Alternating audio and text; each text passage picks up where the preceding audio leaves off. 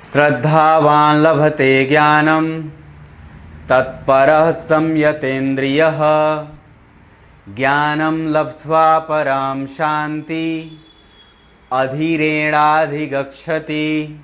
प्रिय दर्शकों नमस्कार, एक बार फिर से उपस्थित हूँ आप सबके सामने।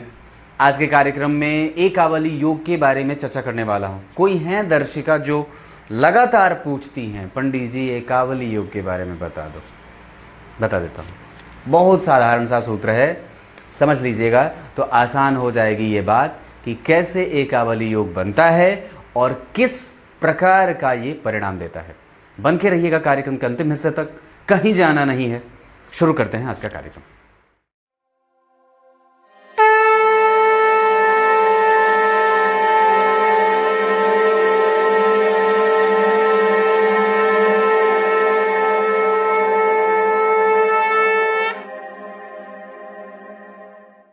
आइए अब आपको सीधे विषय पे लेके आता हूं।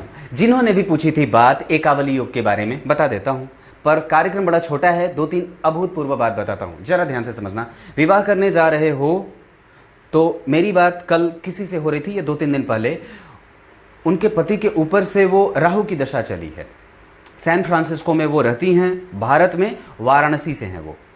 पर उनसे जब मेरी बात हुई तो वो बड़ी रो रही थी और बोल रही थी कि पंडित जी अब मत पूछो, ये साक्षात कलयुग के रावण बन बैठे हैं। मैंने कहा क्या बात है, क्या करते हैं? तो राहु की दशा में तो व्यक्ति अटपटा सा हरकत वो राहु करवाते हैं, अटपटी बातें।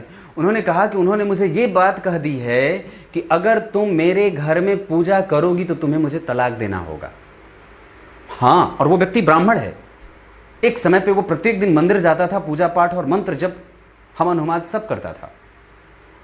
एक इकलौता बेटा राहु की दशा में अद्भुत परिणाम देखने को मिल रहे हैं और उसी के जैसे उसके बेटे को भी वो लत लग रही है। वो अपने पिता से प्रभावित हो रहा है और वो ये कह रहा है कि क्या कर रखी हैं आप, अगर पूजा करती हैं उसका परिणाम क्या है।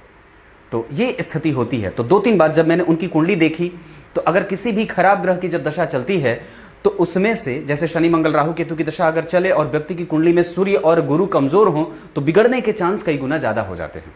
इस वजह से जब कभी भी कुंडली मिला रहे हो तो जिस व्यक्ति की कुंडली में अगर गुरु खराब होते हो बहुत ज्यादा, सूर्य अगर खराब होते हो बहुत ज्यादा, तो भरोसा ना करना और उस व्यक्ति से विवाह कर लेना जिसकी कुंडली में गुरु कमजोर, जिसके कुंडली में अंक कम मिले पर गुरु थोड़े ठीक हो। लेकिन उस व्यक्ति से कभी विवाह करने से थोड़ा बच जाना जिसकी कुंडली में गुरु और सूर्य खराब हो और अंक बहुत अच्छे मिल रहे हो। अंक मिलना भी कई बार प्रश्न चिन्ह खड़ा कर देता है। इस वजह से हमेशा यह बात याद रहे, अंक मिलना जरूरी है पर एक स्तर तक, क्योंकि एक लेवल में बढ़ने के बाद ग्रह और भाव का स्पष्ट फल देखने को ना मिलता हो तो विवाह करने में दिक्कत होती है और विवाह में समस्या आगे आती ही आती है। जिस जातक की मैं बात कर रहा हूं उनकी कुंडली में गुरु सबसे ज्यादा खराब स्थिति में थे, यह स्थिति बनती है। शुरू करते हैं। आइए यहां बता देता हूं। एकावली योग आपने पूछा था, यह बनती है, ये पंडित जवाहरलाल नेहरू जी की कुंडली है और जरा विचार करिए तो इनकी कुंडली में सारे ग्रह एक के बाद एक बैठे हुए हैं। यहाँ राहु उच्च के, फिर शनि, गुरु चंद्रमा लग्न में, मंगल सूर्य, तृतीय भाव में बुध पराक्रम, शुक्र मालव्य योग और फिर केतु वृश्चिक राशि के। यही एकावली योग है। मतलब क्या है, एक के बाद एक लगातार सभी ग्रह लगातार बैठे हुए हैं, यही एकावली योग है। एक के बाद एक, राहु के बाद शनि, जैसे कोई आवश्यक नहीं है ये ऐसे ही बैठे हों। किसी भी लग्न की कुंडली बनती हो आपकी, अगर लगातार कई 7 घरों में या अगले कुछ घरों में, जैसे मान लीजिए गुरु यहां बैठे, चंद्रमा यहां बैठ जाते, मंगल यहां, ऐसे करके अगर लगातार ग्रह बैठे हों, एक ग्रह या 2 ग्रह युति में भी, तो इसे ही एकावली योग कहा जाता है।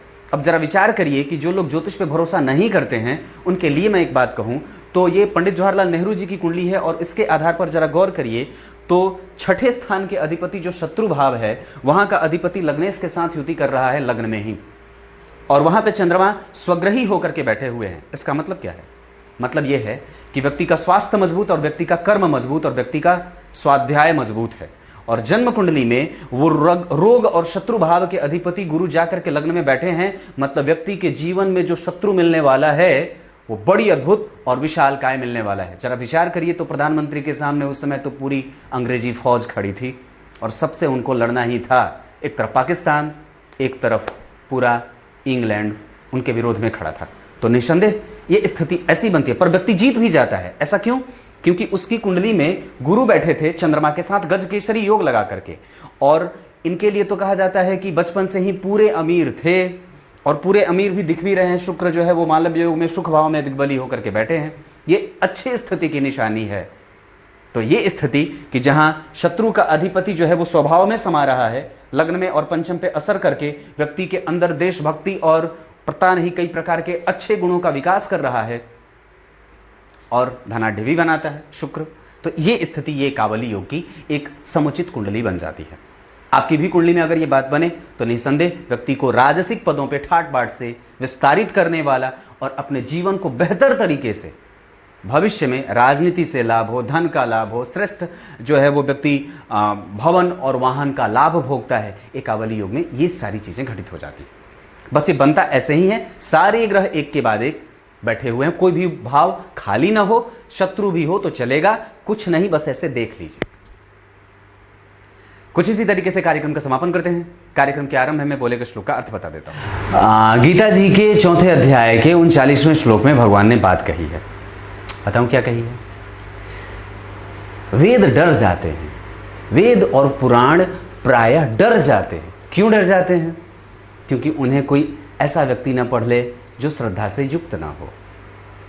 हाँ, वो प्रायः इस बात को लेकर के सशंकित रहते हैं कि कहीं मेरा अभ्यास कोई ऐसा प्राणी तो नहीं कर रहा है जो मुझे पढ़ने के योग्य ना हो, और वो इसी बात से डरे रहते हैं। वेद साक्षात नारायण ही हैं और पुराण उनसे भी पुराण मतलब जो उनसे भी पुराना है, और वेदों का जो संक्षिप्त सार है या वेदों के विस्तृत व्याख्यान की जो बात होती है, उनके शब्दशः और जो विस्तार की बात होती है वो पुराणों में लिखी होती है। मतलब जो मैंने एक बात कही कि जो श्रद्धा से भरा पड़ा है वही दरअसल ज्ञान को प्राप्त करता है, और जो ज्ञान को प्राप्त कर लेता है वो वास्तव में ज्ञान का दान करेगा। वो लालच और मोह से मुक्त हो जाएगा। अगर उसकी आवश्यकता की पूर्ति बहुत छोटे समय से और बहुत छोटी ही सी चीज़ों में हो जा रही है तो वो ज्ञान का दान ही करना सर्वश्रेष्ठ समझता है। कुछ इसी तरीके से आज के कार्यक्रम का समापन करते हैं। तब तक के लिए इजाज़त दीजिए। चैनल सब्सक्राइब किया है तो रोज़ देख लो, और दूसरी बात कि हमारा जो एप्लीकेशन है उसे ज़रूर डाउनलोड करिए। तब तक के लिए इजाज़त दीजिए। बहुत बहुत नमस्कार।